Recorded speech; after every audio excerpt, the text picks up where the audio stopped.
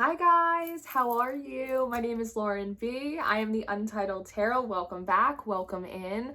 I wanted to stop in and do a little reading, see how you guys are doing. I have a few little messages and downloads that are coming in that I wanted to share with you that will hopefully help you along your way. The first of which came forward when I was on my hot girl walk this morning and I was doing my thing and I saw this beautiful yellow butterfly fly right across me, right over a robin. There was something about that experience that felt important to me, and yellow butterflies are significant of joy and happiness. It's an energy of upliftment, and robins are very much connected to spring and rebirth and renewal. And what I want to say is that you should be making more room for joy.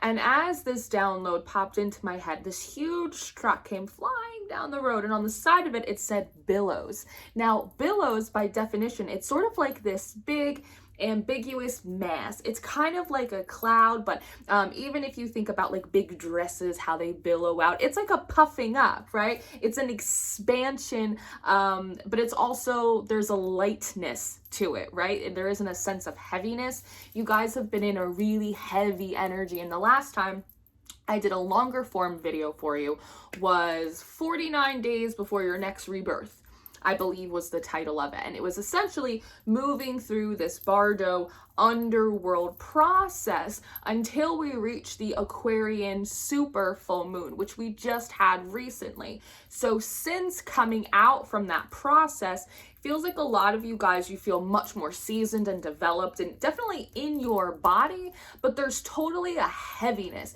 You may even feel at times like your body literally feels heavy. It's almost like cinder blocks on your ankles as you're trying to move forward. Part of the reason that's occurring is that it still feels like some of you have a little bit of the bardo, of the underworld, of the purge still stuck to you a little bit. It kind of reminds me of that movie Poltergeist, when they finally pull Carol Ann from the ethers, and when they get her in the bathtub, she's covered in all of that like weird like pink goo. Or in Ghostbusters, when they blast one of the ghosts and they kind of just explode like this weird ectoplasm type of stuff, right? It's like, it's great, it's strange, but there is sort of this like cosmic like residue, or like this residue from like the underworld, or from like this death process, this shedding, this purging that you've just done. There's still like sort of a bit of a film on you, and I think that it's weighing you down. And I also believe that going through this underworld process of like death and rebirth that you've been through pretty much honestly throughout the whole entire summer, there's something about how when you come out of it and you still have that film on you, that film has like a scent to it, and it's very attractive to interfering energies, right? So for instance, if you've just made it through a purge in the underworld for most of the summer, then that scent, it's gonna be attractive to things that are also like from the underworld, or have sort of like a death or challenging component to them, right? Because in a lot of ways, you kind of smell like home. So it does feel as though in order to create more room for this joy and this happiness, the billow of upliftment and lightness that feels like it wants to come in for you, the first thing that we got to do is we got to hose you off. We got to like get that underworldy film off of you, because it's it's heavy and it's weighing you down, and you could probably feel it. It's like I can feel it in my extremities. Like it feels heavy, and it also kind of feels heavy a little bit in like the chest, almost like an asthmatic kind of like, it's like you're like a pack-a-day smoker, but you don't actually smoke. It's like that kind of feeling.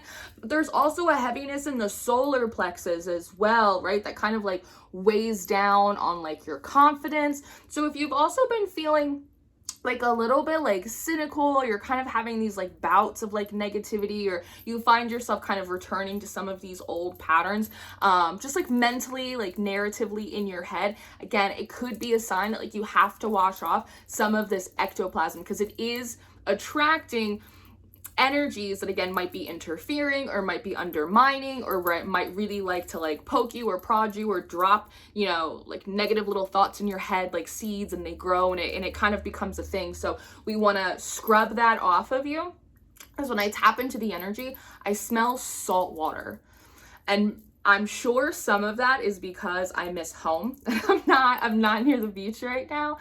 It smells so good. It smells like sand and like that salty seawater and like this like really like vanilla scent to it. And during my last like psychic upgrade, my clairgustance and my clairalience like really expanded, which by the way is like so weird when like, you know, you're going through like a psychic expansion of your gifts, but the gifts that expand are like not the ones you expect. I don't know if I'm gonna go on a small tangent. Have you ever seen American Horror Story Coven, like that first season with all the witches? But then they did a later one, I think it was like American Horror Story like Apocalypse, and all of like the witches come back, and like one of the new witches at the school, her big gift, her big superpower is that she's able to detect like gluten in the food.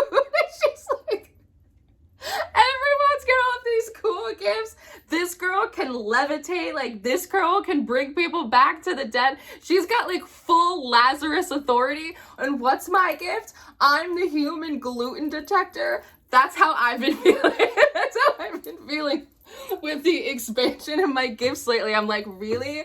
Like I couldn't have gotten like an increase in my clairvoyance? No, but I can smell your memories. Like, what the fuck? Like it's the weirdest, it's the funniest thing. But when I tap into the energy, that's what I smell. It's a very like, it's a sea spirit smell, and as well, it's like sea salt.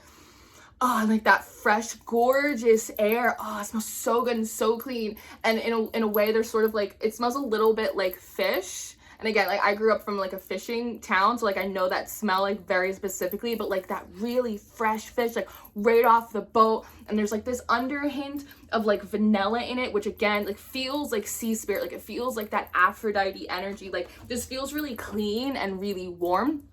And so it feels as though that maybe if you have the ability to go to a beach or just get like a shit ton of Epsom salts and throw them in a bathtub, it feels like that's really gonna go a long way. And I can't believe I just told you that story. It's gonna go a really long way in scrubbing like a lot of that like ectoplasm, that residue from the underworld off of you. And that should help a lot with any interference or any spiritual warfare that you may be going through. So if you've also been going through like a bit of a spiritual battle, and you're also getting the message of like, don't go into the astral, like don't try and fight it in meditation, do something much more passive like pray, or even guidance of like just ignore it, and you're like, why am I supposed to ignore it? Because it's not really something that you have to fight, it's something that you have to cleanse, right? It's like if you had flies or ants in your house, it's like you're not gonna like come out swinging. It's like, no, you're gonna, do I have fruit out? Is something sticky, right? It's like you're gonna take a much more passive approach through that cleansing, a nice spiritual bath, maybe burn a little. I don't even think you need something as strong as rue, but like any kind of nice smoke cleansing, just like clean, just like straighten up, take a nice spiritual shower, give yourself like a good scrub, right? Light a nice little white candle for yourself, something like that.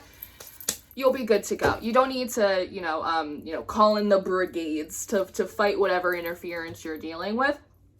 You don't have to do that. Just do a nice little scrub, and you're gonna get that ectoplasm off.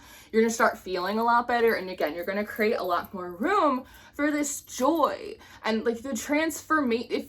In a lot of ways, it feels like your experience is getting ready to transform your physical, actual, literal experience. And I think that you know that, because I think that you feel that. And as I say that, there's the emphasis of it feels different, doesn't it? The way you feel now when something's coming feels a little bit different than in the past when you thought things have been coming forward to you. You should notice that if this message is for you, right? So in that, it's like we have to create the space for these lighter and more joyful circumstances and blessings and breakthroughs to come in.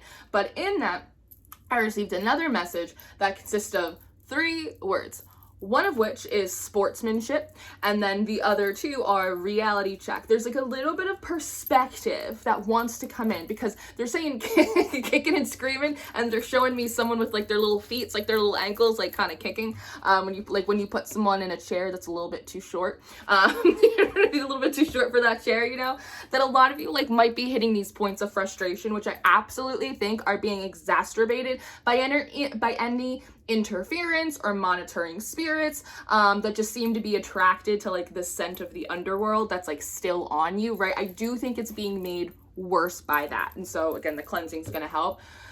But I don't want to call it impatience, because I know you girls know how to tussle. I know you've been very patient. But the reality check is, one, a lot of you guys have been positioned in different areas of life, like different mantles spiritually, and you know that you've been positioned there to be successful, to make a positive impact and change on the world, right? And it has required a tremendous amount of patience, thank you. I'm gonna forget, if you remind me, I will tell them. A tremendous amount of patience, right? A tremendous amount of sacrifice. Like trust me, I know. Like I know how it's been for you, because we know how it's been for me, okay? Like I get it, like I totally get it.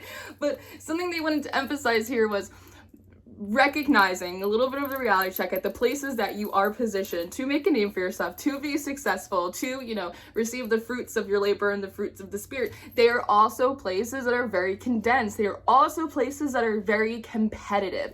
And so there may be moments where you feel like the underdog and you feel like you're like Sisyphus just pushing the boulder uphill.